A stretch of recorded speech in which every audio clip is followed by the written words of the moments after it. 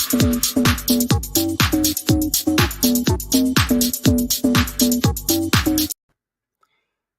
and welcome to Boom, It's on the Blockchain. It's our 51st episode. In the past, we've had some big guests. We had on Adam Kokesh, who was running for Libertarian president. We had David Greenberg, who essentially saved the world after 9/11. We had Principal Z, who's changing blockchain in education. But today, we've got our biggest guest so far. It is Lady Rocket. Let me bring you to the stream. Good morning. How are you? I'm doing great.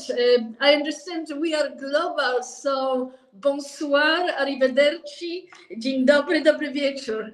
It's a pleasure to be here with you today. Yeah, absolutely fantastic, Lady Rocket. So let's just kick things off. Let's just go for a bit of background of, you're obviously not from America, so a bit of background of where you come from, your roots, and where it all started from. Sure. So our viewers have a cocktail of two accents today between you and I, and both of them are European.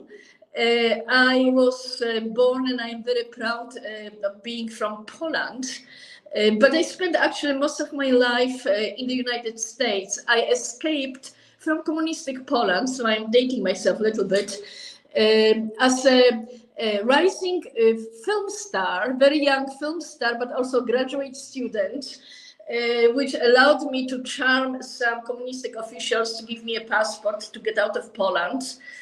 And I smuggled my American educational documents, my grants, to Italy, where I walked into Italian embassy and, quoting American Constitution, I asked American ambassador to grant me a student visa so I can come from communistic Poland to a free United States.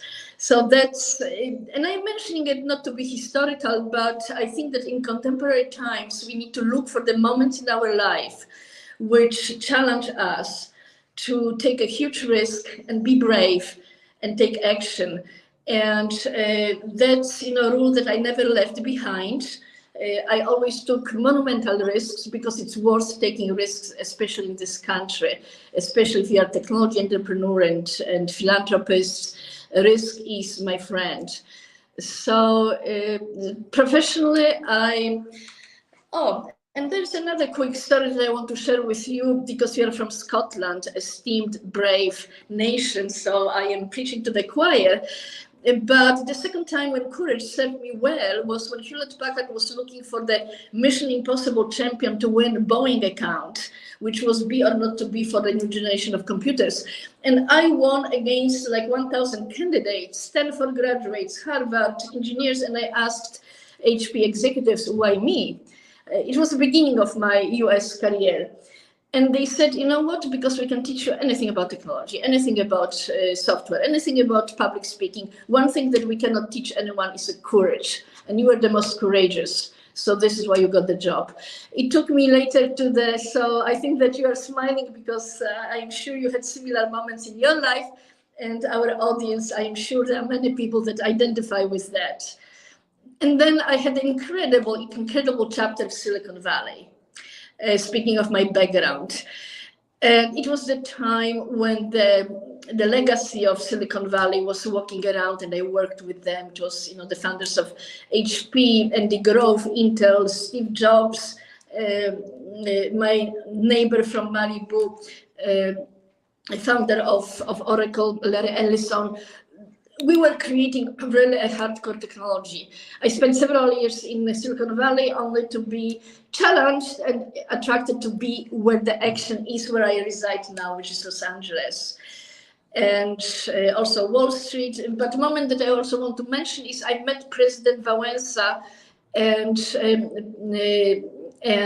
leadership of the United States, who gave me an opportunity to bring American capital technology companies to liberated Poland.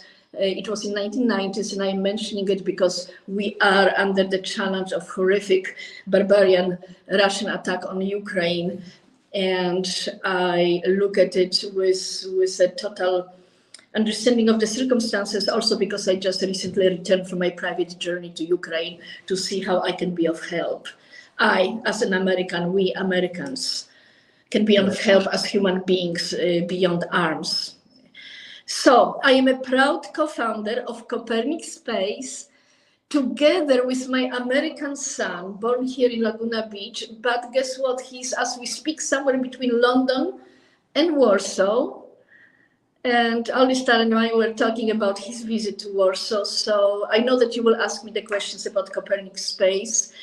But I reside now in Los Angeles, probably around 20 years. And I merge what Los Angeles is best about, which is passion, innovation, content, limitless appetite for success, with a discipline of technology development that is still the best in Silicon Valley. And I like to think that I have brought some of it with me. Okay, so how about that? That's a great intro. You know, just before we go into your current business, let's delve a little bit deeper about Ukraine and Poland, because I think it's important for a lot of people out there. You know, I come from Scotland. We understand Europe a bit more because we're part of Europe. We understand when it was the fall of the Soviet Union and all these other countries broke up, and then suddenly, you know, there was a big influx of people from Poland into the US, into the Scotland, the UK. You know, there was over 2 million people end up coming in from Poland to work there. So we are much more familiar with the Polish. Plus, you know, I've been to Warsaw, I've been there as well. So it's an amazing city. But just give your background about what's happening there and the fact that you've been to Ukraine. You know, you come to California, you know, I go anywhere in San Diego. There's a lot of people flying the Ukraine flag here right now. So just give a little bit of background of what it was like pro communist rule in Poland, and a little bit more about you going back into Ukraine recently and what did you see? Yes. Well, since I appreciate your question, especially focus on Poland, because we as a country do not get coverage that Poland deserves in the context of the Ukrainian war, among others also because what you mentioned so importantly, and I appreciate, which is that Polish people accepted 2 million. I hate the word refugees, Ukrainian women and children, because men stayed behind because of the war. And it's not because government organized or provided funding. It happened spontaneously. People took Ukrainian families under their own roof, on their own budget, on their own resources. Polish schools orchestrated in a matter of a month ability to accept almost 1 million of new students to Polish schools. And most importantly, Ukrainian families were met with love, dignity, embracing Ukraine, its heritage, and with generosity that I think is of historical importance. And when I went to Ukraine, I stayed in Poland for a while because for a variety of reasons, Grant, CEO of Copernic Space, is currently also in Poland, not too far away from Ukrainian border. We have incredible Ukrainian development team, by the way, because Ukrainians are phenomenal software developers. They are also, speaking of space, they were the brains behind Soviet space industry. So what I want to acknowledge here is the fact that I met with incredible Polish volunteers who are people like you and I, who leave their jobs, leave their families with regularity, sometimes every week, travel to Ukraine to deliver supplies. And I was able to travel with one of those groups to cities between Zamość, which is a historical city in Poland, very close to Lviv, and Lviv. And we delivered supplies to the Lviv hospital. And I was working on meeting with Ukrainian space people and blockchain people, and most importantly, filmmakers, because I also have a Lady Rocket media company, and I am busy producing our show. But why films? Because Ukrainian women who stand behind were filmmakers who are filming what's happening there. And I was able to work with some of them and bring to the Oscars actual show brief documentary filmed by Ukrainian filmmakers for our American Hollywood community to say, we are now soldiers. We left cameras behind, we are now soldiers. So I just want to appreciate those who are, like you are, I am, putting a pressure on American politicians and educating those who are not paying as much attention to Ukraine about atrocities of Russian consistent politics of killing democracy, taking away freedom of the nations, like they did to Poland after the World War II. And Poland never gave up. We survived our culture, our films, our technology. And now we are the premier partner of the United States when it comes to military. But Poland is receiving very little help, speaking financially, outside of the military. So it's all on Polish budget. And I am working on changing that. But anyway, we are here to talk about blockchain. But that's great though, because I think it's important for people to understand from not American perspectives, because Yes. I think that when you come to a lot of people looking at Ukraine and Russia, they're looking through the lens of this American Democrat Republican rather than actually for the people on the ground. So that was great bit of background there. But if I may just say, I acknowledge my Lady Rocket Foundation is my arm, my extension of me, physically in every other way. And I just sponsored together with Polish Red Cross incredible vacation for Ukrainian kids in Poland. And I am launching through Lady Rocket Foundation new educational program in Lviv for Lviv and Polish and Ukrainian students. My father, who was a brilliant space scientist and co-founder of the Polish Military Academy, was born in Lviv because Lviv used to be Polish. That part of Ukraine, West Ukraine, was Polish. So, thank you. Yes, here you see. Thank you for showing it, because I don't get to speak too often about the other extension of blockchain, which is my Lady Rocket Foundation, which is dedicated, by the way, we are one of the first foundations that are actively using blockchain technology for, among others, issuing philanthropic NFTs that bridge a gap between our technology-minded environment and demonstrating application of both blockchain and space in solving very emotionally important, driven, critical situations involving climate change. In my case, I used blockchain and Lady Rocket Foundation, my personal engagement, to curate first satellite Rhino NFTs designed to fundraise to either acquire satellites or acquire data to locate poached rhinos in South Africa.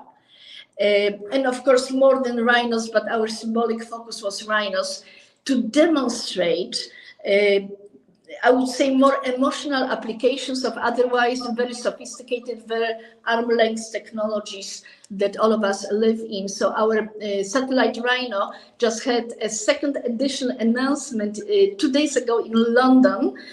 And this is my personal way of embracing with our new technology people outside of our blockchain or space circles, and bring forward accountability for what's happening on planet Earth. Because I believe that as a fortunate entrepreneur that I am, it's my obligation to use the technology to find a way to help Earth. And if you stay a little bit longer on this video, if I may suggest, you will meet Dr. Johan, one of the most famous veterinarians in the world. And he is personally, yes, please continue showing it, dashes to the poached rhinos to perform surgery to save their lives. And I have a privilege of fighting my fight to deploy NFTs to get funding for the satellite data. So when they take off the horn at the front, just Yes. give a bit of background to that. What happened? Do the rhinos normally die at that point unless they get They treatment, die. or what happens? This is, by the way, the NFT created by the Cornell University graduate whom I enticed to work with me, and it's using neural networks among others. But yes, the animal dies in a painful death unless Dr. Johan gets to them. And this is where my space identity, Lady Rocket, and the blockchain come together, because I discussed with him, how can I help? And you know what? And everybody who would like to get involved, who is with us right now, please DM me on Twitter. It's the best. Lady Rocket Space, because we are launching a new edition of spectacular Rhino NFTs created by Nigerian artists. And we are fundraising, establishing pricing at a very attractive level, but also pricing it very, very high for certain corporations, because I will be addressing satellite corporations to help us acquire satellite data, because with satellite data, Dr. Johan can get to this poached rhino much faster, because one of the biggest challenges he has is finding the animals. But all of it would not be possible without Copernic Space. Without Copernic Space building into this business model, democratization of the space assets. So this is one of the NFTs that is coming in right now? Yes. Explain a little bit what's happening right now, Lady Rocket. Well, when you are looking at NFT overall, well, let me put it this way. Copernic Space, let me go to the source, because to do everything that I am doing, and as you can see, I asked artists here to conceptualize rhinos together with an image of the satellite, and it's done in an incredible way. One of those NFTs is already at the most famous NFTs museum, crypto museum. But none of it would be possible if not Grant and I, being both obligated because of our family origins. I am a second, Grant is a third generation of space mavericks, art collectors, artists.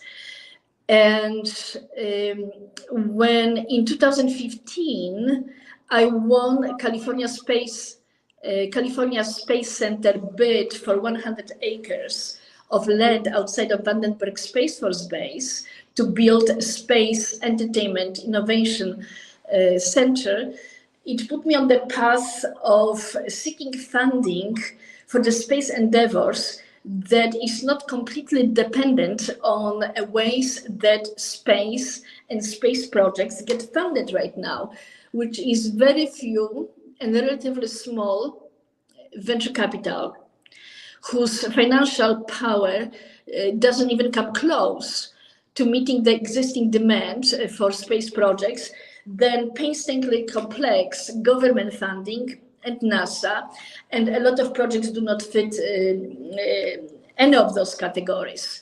And of course, there is a glorious group of space angels, but again, we need hundreds of millions, if not billions, in funding. And my experience with California Space Center also brought me directly in the front of the rockets that are getting launched at Vandenberg Space Force Base. Maybe we will have a time for you to ask me a question about my recent meeting at the Vandenberg Space Force Base with General J. Raymond, in charge of the Space Force, and Kamala Harris, Vice President, but in this meeting she was playing a role of our chief space government leader. But anyway, Copernic Space was created out of passion for space, our hands-on experience that we do not have enough fast funding to fuel incredible innovation of American entrepreneurs.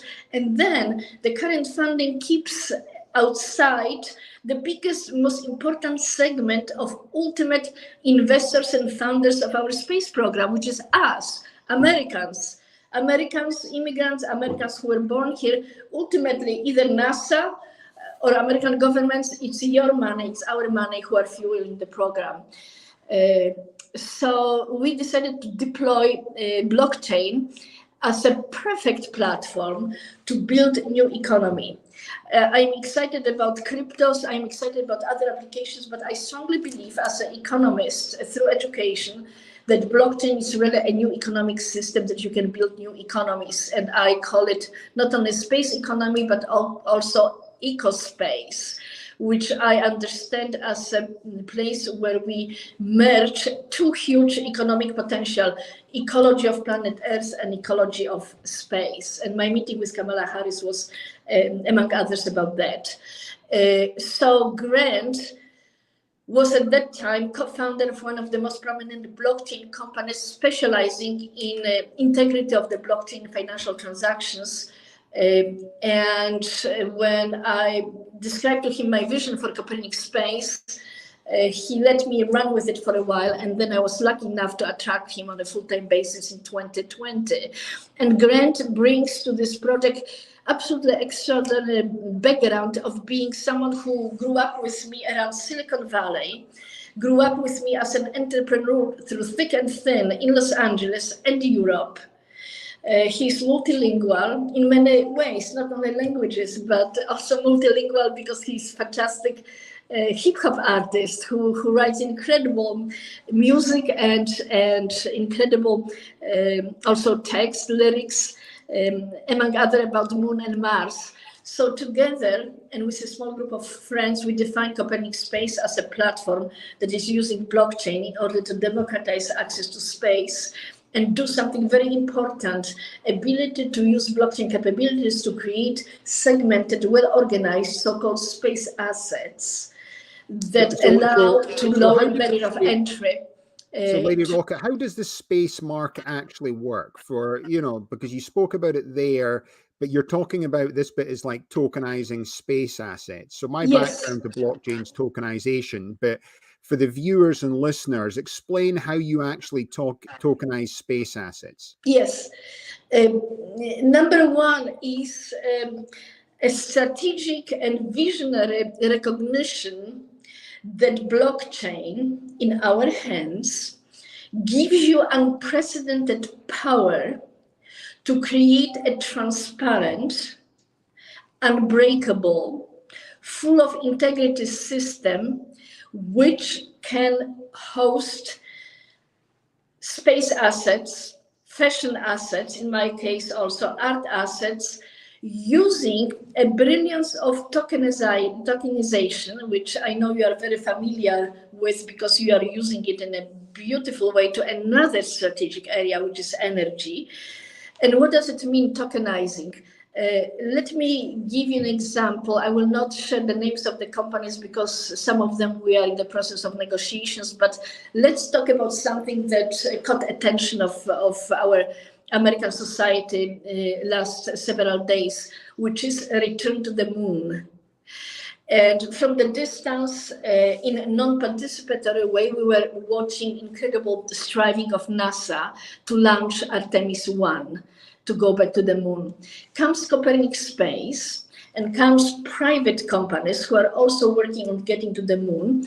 We have arrangement with some of them to allow them transform their unused assets, like space inside of the rocket or space inside of the moon rover, into tokenized asset, which means we define that you can acquire, let's say, 1 kilo of the space inside of SpaceX on its way to the moon next year, using Copernic Space token, which is a form of the legal arrangement, a legal document, because we are using smart contracts, that by virtue of acquiring a Copernic Space token, which actually represents token of the company who is our client, you now own right either to the physical or digital ability to send your artifact or digital file to the moon, and then Copernic Space will be relaunching your NFT with the new financial value, because something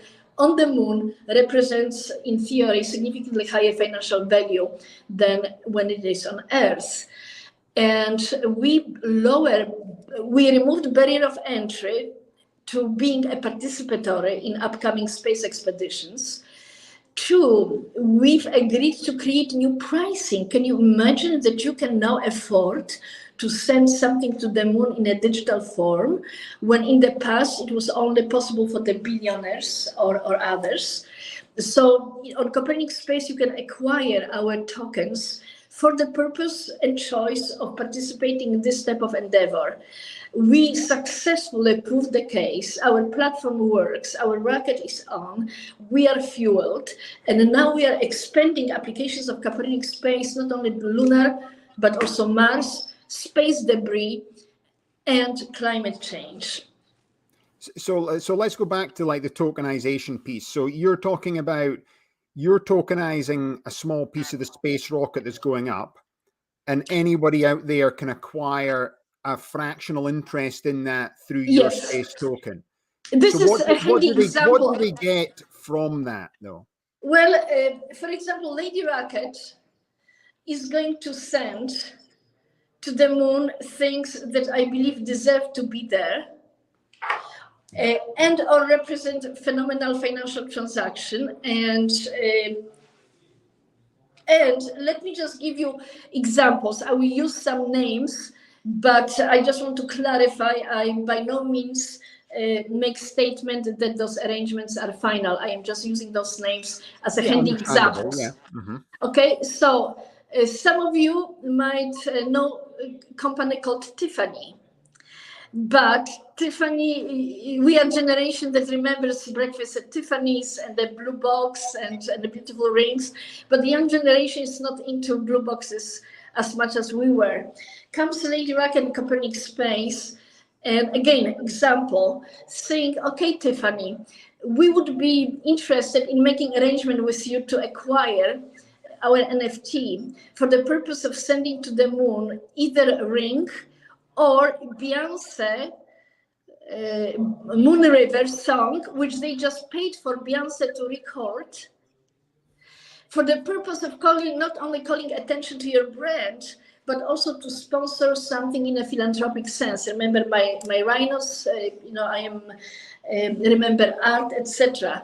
So brands are desperately seeking opportunity to make a point. And we are one of the champions of allowing some of them to consider being included in the moon journey. But we are always working on attaching something of a not superficial, but real benefit to planet Earth. They are, of course, billionaires, always craving opportunity to shine.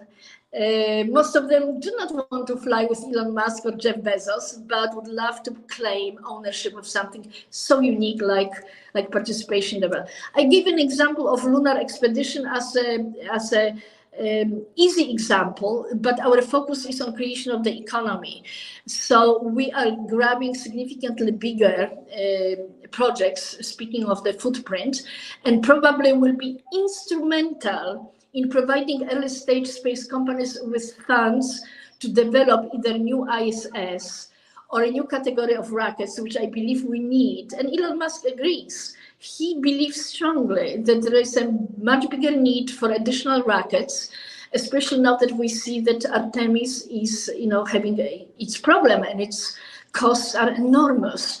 So I would love to see Copernic Space being a tool to finance next generation of ecological rockets. And we talk to the people who already have it. We collaborate with the organizer of the university project. So we are not only blockchain, we are not only space, we are ambassadors of energy to bring forward innovation connected to space and ecology, because now you have a place where you can potentially get funded through tokenization.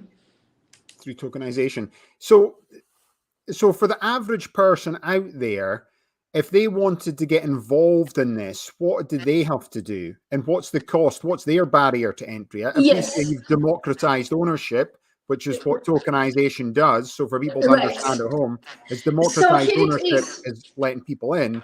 What's the barrier to entry for everyone out there? There are many ways to get involved, depending on your personal intentions, where you are in your life, what drives you.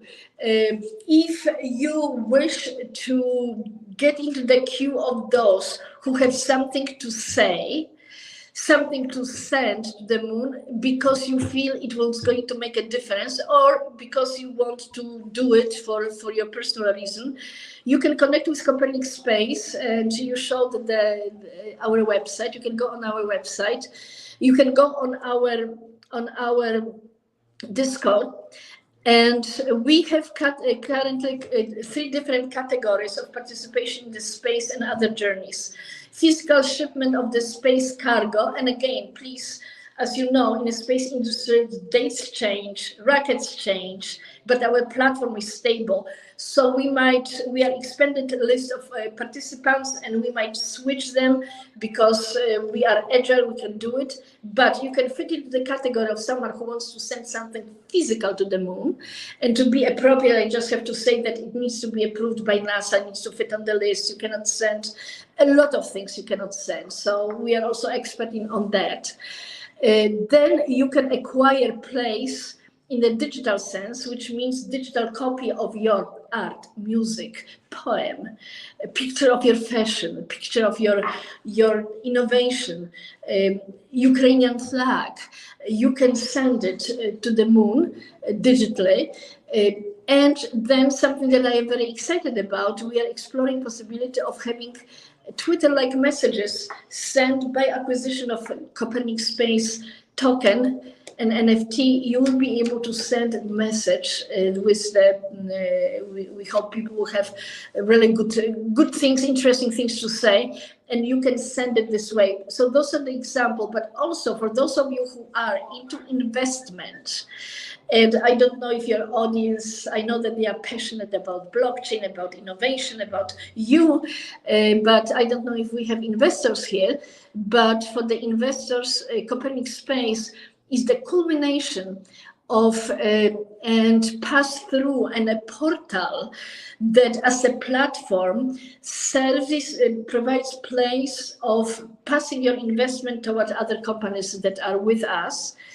And we also allow you to invest in space companies that we scrutinize and we select and we work with. And we are innovators of the space contracts and smart contracts and space marketing.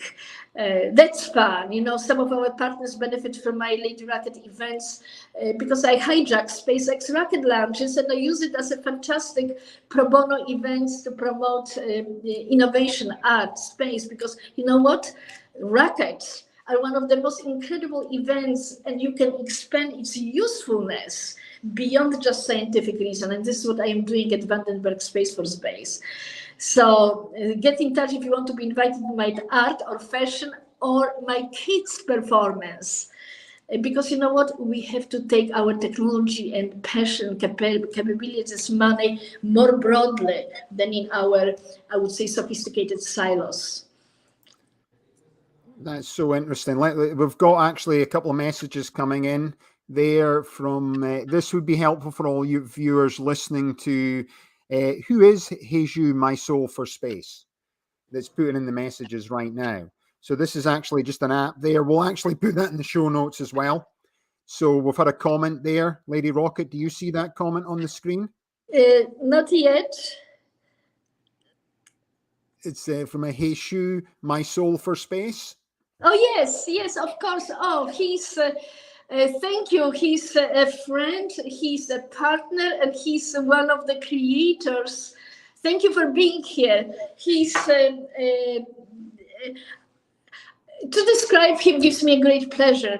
He is our partner in bringing space to all of you, artist, former Michelin chef, and participant in the Copernic Space extension called Spaceables, which is our dedicated platform for artists to come and demonstrate and create their NFTs on Copernic Space platform, because we I believe do a very good job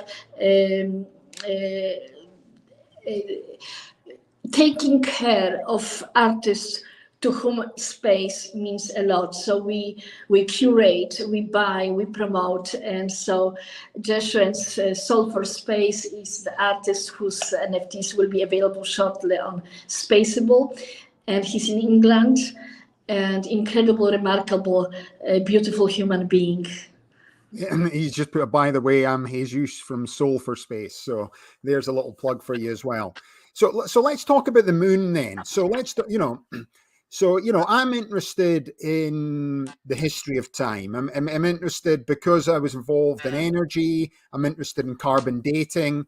If you think back to people have done carbon dating of rocks from the moon for 4.5 billion years. So if we think the moon's been there for 4.5 billion years, how is the moon going forward going to be this place where people are going to, you think there's going to be some sort of civilization moving to the moon, or what do you think is going to happen in the next 100 years with the moon? Well, let's talk about even 10 years. I believe that moon will deliver similar dynamics economically, socially, like discovery of the continents of America. You can imagine moon as an extension of Earth as another continent. I love moon, so I'm not going to designate it as occupy moon because we have no right to occupy anything in space, but we have a right to embrace moon and welcome it as a place where we humanity can rediscover our lost here on earth goodness in a value system, in integrity, in democratization of assets. This is also a place with incredible resources that are yet to be further discovered and managed. It includes, of course, metals. It includes priceless ability to train for exploration of exploration of planetary system, including Mars. I also have to notice that unfortunately, space also becomes a territory that is of critical importance in balance of power here on planet Earth. This is why our return on the moon and establishing of our democratic value system, including technologies like Copernic Space, which allows you to be a part of what it is we should be doing on the moon, directly and indirectly. So moon is of significant strategic, military, scientific, artistic importance. The Lady Rocket plans to have, and I'm talking about myself in the third person because I'm talking about myself as a brand and as a platform, to have an art gallery on the moon. Why? Because I can then claim that let's be better on Earth before we do something on the moon. And it's going to create a huge economy whose transactions, including through Copernic Space, will give us people the power to deal with the climate change and energy that you stand for. So it's of pivotal importance. The training ground for going after asteroids, mining. It's a $1 trillion endeavor, So this is also why Copernic Space, I believe, represents one of the examples of early adoption of blockchain vis-a-vis $1 trillion new economy. Yeah, and yes, we are fundraising. So those of you who are, and you know what, we decided to create a democratic funding process. We want people, not only VCs and equity funds. So this particular round is adjusted so we have people as the investor, not only people who are waiting for us with open arms, big money people.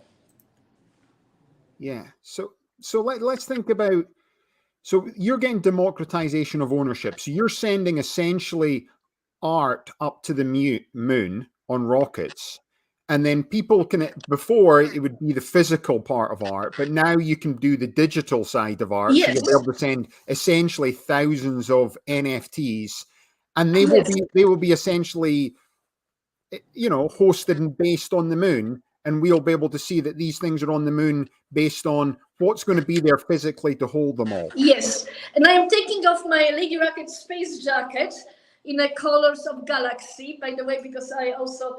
Jeremy Bruce loves the jacket, by the way. I'm taking it off to give you an example of everything from the physical reality through Lady Rocket, Copernic Space to Metaverse on Moon. You can see here beautiful painting by Polish painter Julia Tsuryło, whom I curate in the context of what we do. She is one of the most amazing painters merging space with Earth. And what I have here is a t-shirt that reflects her painting that is now in Warsaw. Probably Monday or Tuesday, the same painting you will be able to acquire on Copernic Space Spaceable as an NFT with embedded philanthropic part, meaning that money will return to the artist. Part of it will stay with the Lady Rocket Foundation. Copernic Space takes a very, very small percentage. And we will be using it to do some good here on Earth and on the Moon. And then the same painting, remember, Warsaw, painting on the wall in the art gallery, my t-shirt, Monday, an NFT. And then as soon as SpaceX is going to the Moon, digital version of it going to the Moon. And then in the meantime, we are working on creating metaverse of a museum art gallery for the Moon, which will actually have also a real connection to the reality, because we'll be sending it to the Moon also digitally. And I built into it not only speculation, financial goal, but philanthropic goal. Remember my rhinos, there are many other philanthropic causes that Lady Rocket Foundation is pursuing. Yeah, that's amazing. And I'll just give a bit of recap to some of the viewers. This is what a smart contract can do. So when you develop a smart contract, everything the Lady Rocket talked about, you actually embed that into the smart contract. So that's put into the code. So anytime you buy into this NFT, the distribution of the money and the percentages is already in the smart contract. And this is what the blockchain does more than traditional finances. It allows people to put that in, and you can see where your percentages go. So when she was speaking about you're going to be investing into this NFT and a certain percentage is going to these rhinos and it'll be run from a satellite. Yes. This is all embedded into the smart contract in the code. And because it's on the blockchain, everyone can track it and see what's actually happening.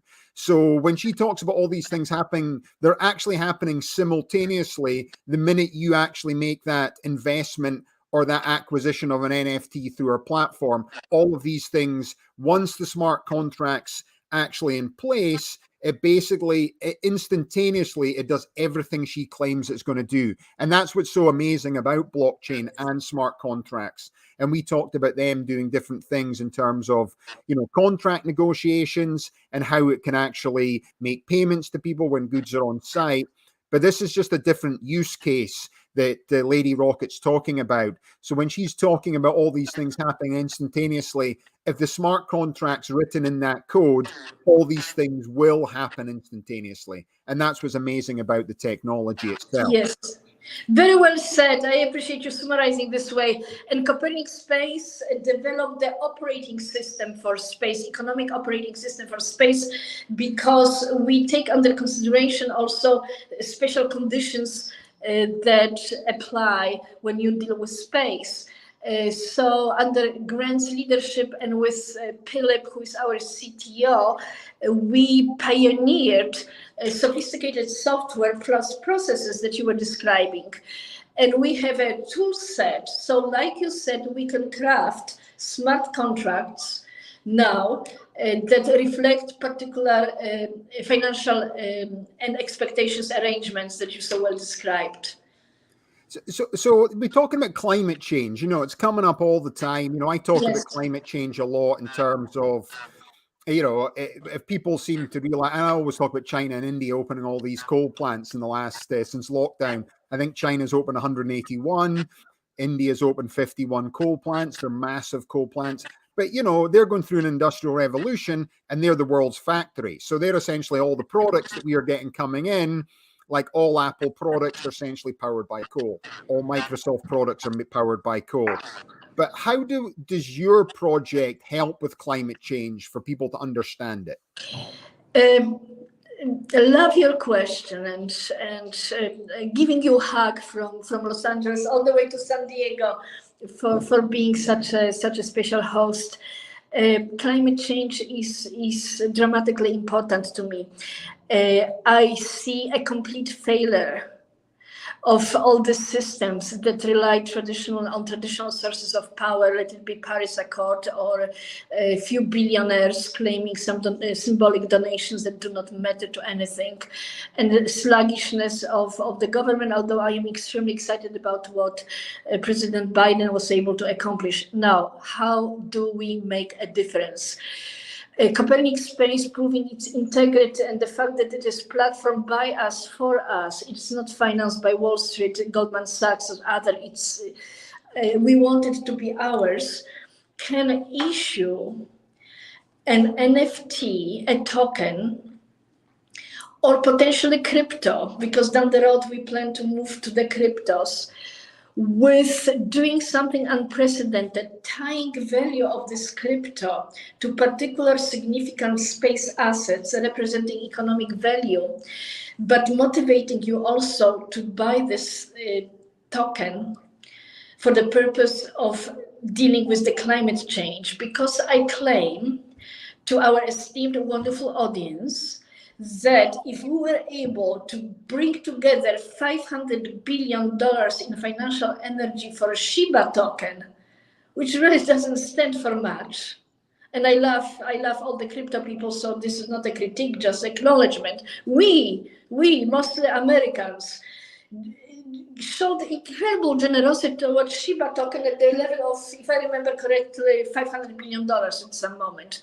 If we deposited in a passive way $1 trillion plus in the Bitcoin, let me challenge us to the assumption that if Copernic Space were to orchestrate a token, identify projects that will benefit financially from it, tie this token to the asset like mining on the moon, on asteroid, which has its potential of trillions of dollars, said, let's buy it because we need to come up with $500 billion in a hurry to save our planet. This is how I think Copernic Space can make a difference, because we are a tool that can be empowered by you, for you, to rally around bringing financial energy of crypto tokens into the climate change. On my level, as a Lady Rocket, I'm doing something symbolic that I'm very proud of. I plan to send a hemp seed to the moon, either digital or as a form of a song, or all of the above, to draw attention of our leadership and investors that hemp saves planet Earth. And right now it's discriminated against because it gets mixed up with CBD. Hemp is the future. And I want to issue also hemp NFTs. And I was going to show you my hemp sweater, and it's so heavy. I said, no, it's not going to be an opportunity, so I didn't bring it, but promise me we'll have an opportunity to speak again, and I will show you. Looks like Chanel. It's made out of hemp. I wear it to call attention also of the luxury industry that we need to use hemp. Hemp, NFT, space, climate change. Copernic Space can tie it all together in a transparent way, like you said, because blockchain means transparency. So it's not like Cheech and Chong's space cake. There's some space cake, you might get a few investors in that one too. So, but that's interesting, because you think of climate change, and like my fear is with climate change is, putting climate change aside right now, you think of what's happening, what we originally spoke about, like where's Russia now physically turned off Nord Stream 1. So Europe right now for the next coming into winter is going to be in problems, especially places like Germany, because they get all their gas from, or 60% of their gas from Russia. So that's all happening, and people understand that part of it. We still need energy to survive. But if you think about the rhinos, what do you see that climate change is doing for the rhinos right now? And out with what's happening in people just shooting rhinos in order to get their horns to grind down to, essentially Chinese medicine. What's happening with the climate that's affecting the rhinos right now? Well, it's a subject that deserves its own show, and I work closely. I have friends from South Africa who are experts in answering this question, and I am preparing NFTs for them too. Here's what's happening: the climate change is degrading the ability of self-sustainability of the ecology in South Africa and everywhere else. The animals, access to water, to food is changing. On the top of it, there is invasion of humans who are acquiring, and those are the European countries that still do it, acquiring land in South Africa and cutting existing forest that performs, or grass that performs incredibly important ecological function, upsetting balance of water, temperature, um, lack of birds, lack of bees. So those are some inhumane situations that are happening. Now, rhinos in particular are also being attacked with bigger, vicious, with incredible cruelty by growing number of poachers who are being motivated by economic greed and rewards, are being equipped with GPS, satellite communication, helicopters. This is a heavy duty industry that people like Dr. Johan of Saving the Survivors, and those of you who really want to make a contribution, go Saving the Survivors. They accept any donation, $5, $10, $50. The average donation is $25. I support Saving the Survivors. They cannot compete with the millions of dollars invested into poaching industry by those who benefit from it. That's the reality. Now, satellite and Copernic Space, very important application of Copernic Space I need to share with you. We are democratizing access to satellite because now satellite data is very difficult to access. Requires complex contracts. You have to commit to a certain acquisition of data. You have to understand which data you need. Copernic Space is preparing NFTs, which will allow you to buy this part of data from satellite that you particularly need and can afford. So Dr. Johan should be able to acquire his own satellite data to equip him with the information. The same goes for Amazon, for keeping track of the indigenous people. Copernic Space is really the platform that we want to give into your hands, provide you with the key application that will democratize space, also because space gives critically important data which now average us cannot access very easily, like satellite data. My startup Zuma Beach here in Malibu is dedicated to creating community level satellite information so we can project place of the fires better and faster than what is happening right now. That's, again, I can do it as an entrepreneur because I can put my Zuma satellite project on Copernic Space and work on funding it through NFTs, because otherwise I couldn't do it. Yeah, that's amazing, because I didn't realize, because you understand governments are getting access to satellite data, and then we know like people like Google are accessing satellite data. Yes. Because all the big sort of tech companies are now able to access satellite data. But I didn't realize poachers are accessing satellite data where they can actually locate the rhinos faster and then essentially take them out and cut off the horns. And that's unbelievable. Exactly. So this is why I'm accepting information that you too deserve ownership of satellite data. You too have a right to satellite data.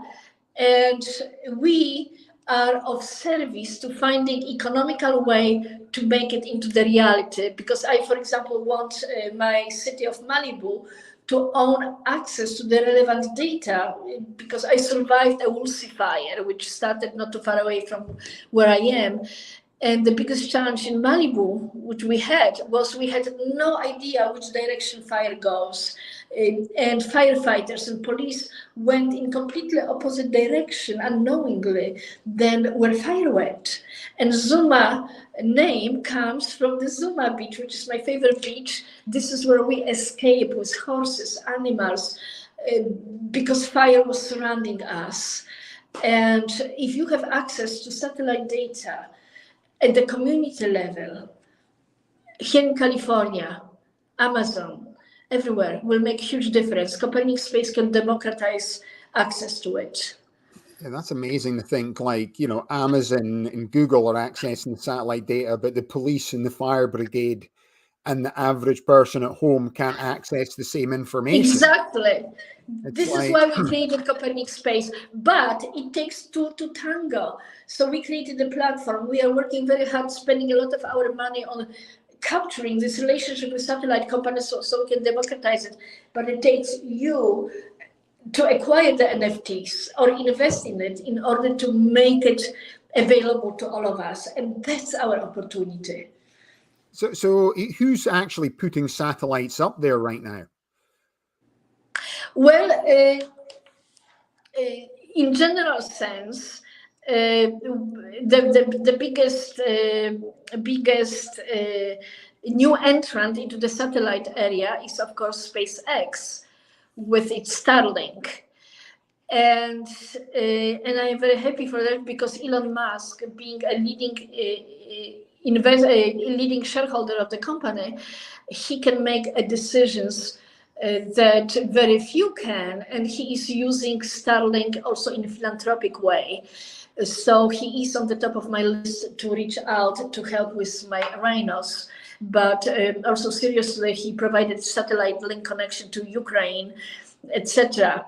I will be on September 30th watching SpaceX launch of next batch of Starlink satellites from Vandenberg Space Force Base, and he just sent some of them about, I think, 3 weeks ago again.